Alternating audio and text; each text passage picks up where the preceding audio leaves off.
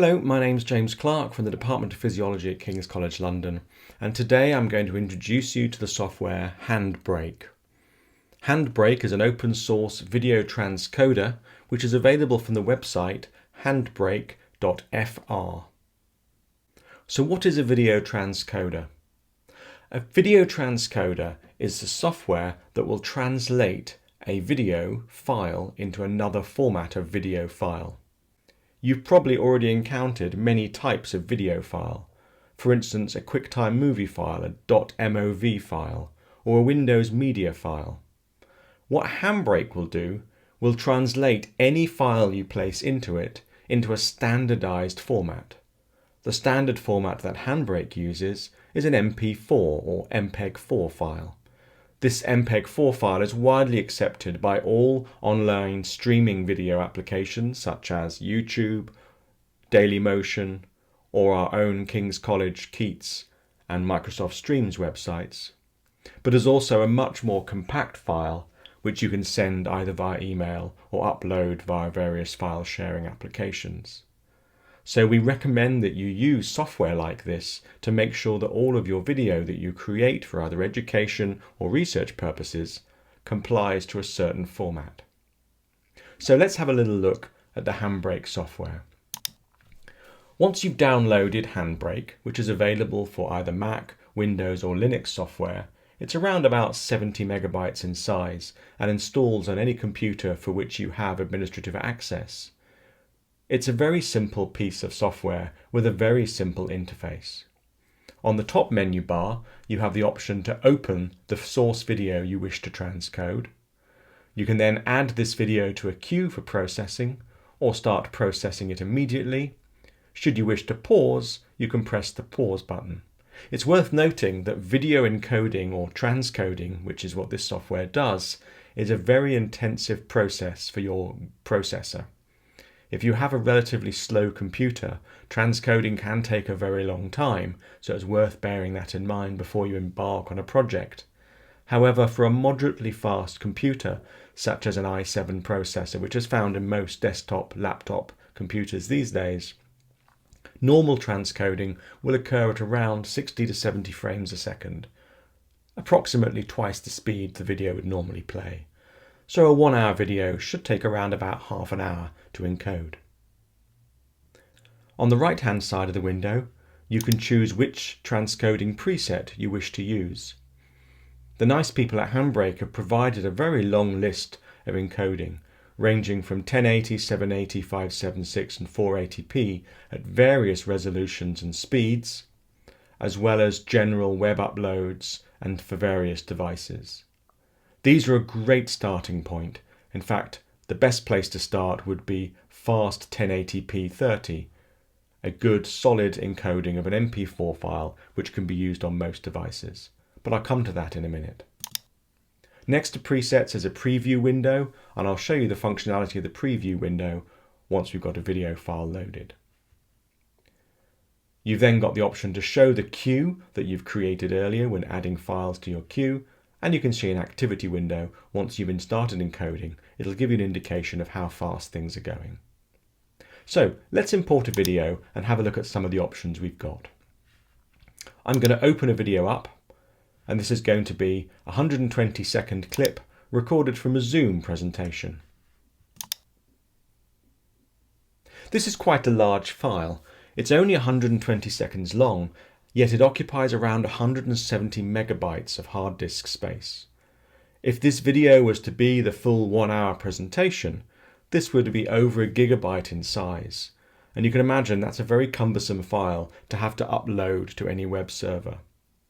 Most upload speeds from home broadband connections are around a meg or 2 megabytes per second. You can see how long this might take to upload. So we need to make it smaller, but without losing any quality. As I said, the best way to start encoding video is to choose one of the presets. So I'm going to choose this drop-down list and choose fast 1080p 30 frames a second. Immediately, you'll see on the screen that something changed. What's happened is the software has attempted to crop this video to fit into a 1080p frame and removed some of the black space around the video. While this might be beneficial for some processes, it's quite often not the best thing to do every time. So if we click in the Dimensions tab, you'll notice that immediately this video has been cropped. It was originally 1990 by 1080 pixels, a standard 1080p high definition video, but the video software has decided to crop it. This is because the cropping has been set to automatic. If you hold your mouse over any of these buttons or words, you'll see a brief description, and in cropping mode, the software will automatically detect and remove any black borders from the video. If we choose to custom, we can remove this 216 pixel cropping from the left-hand side, and the video can then be returned back to 1920 by 1080. This now means the video will be kept at its original resolution, and when I click back on the summary, you see this black area has now appeared on the left-hand side. If you wish to maintain your videos in the format in which they've been entered, I recommend you turn off automatic cropping in the Dimensions tab and try and ensure some kind of control.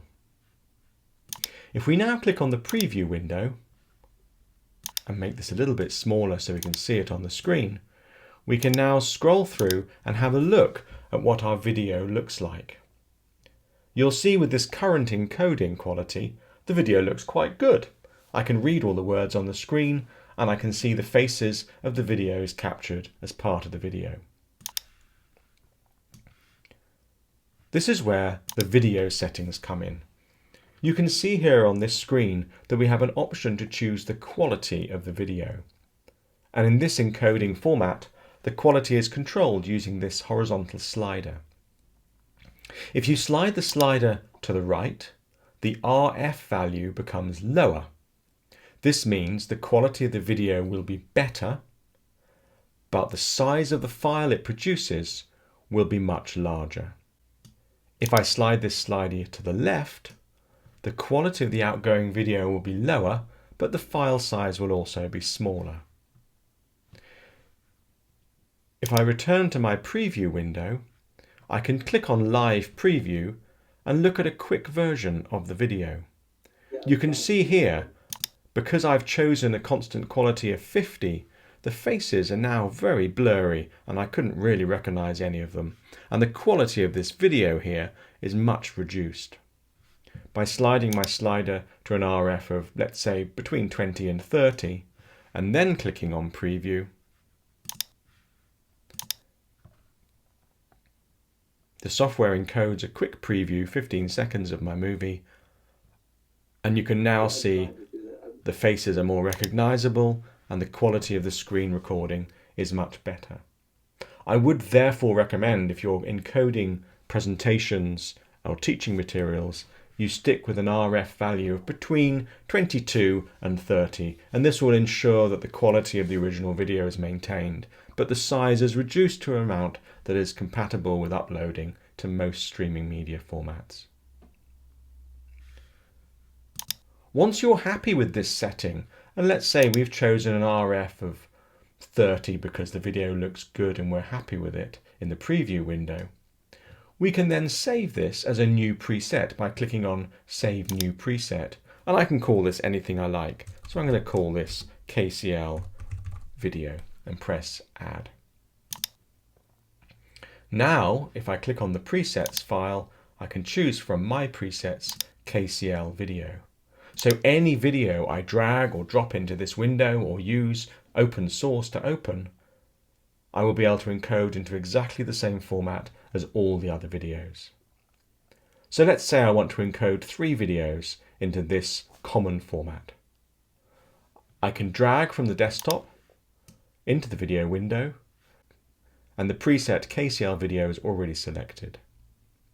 I have set this to save, and the same as the original file name with the RF value afterwards as an MP4 file in my Downloads folder.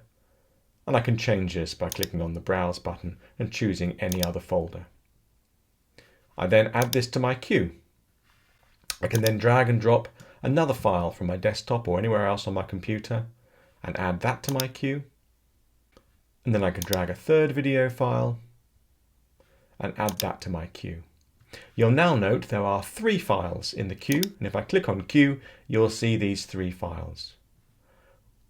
I can then click on Start, and you'll notice the video will be encoded. This process can take, as I said, some time. I've chosen 3 particularly short videos enabled to show this effectively. You'll see that the average encoding rate is 64 frames or 66 frames a second, which means it'll encode a 2-minute video in approximately 1 minute.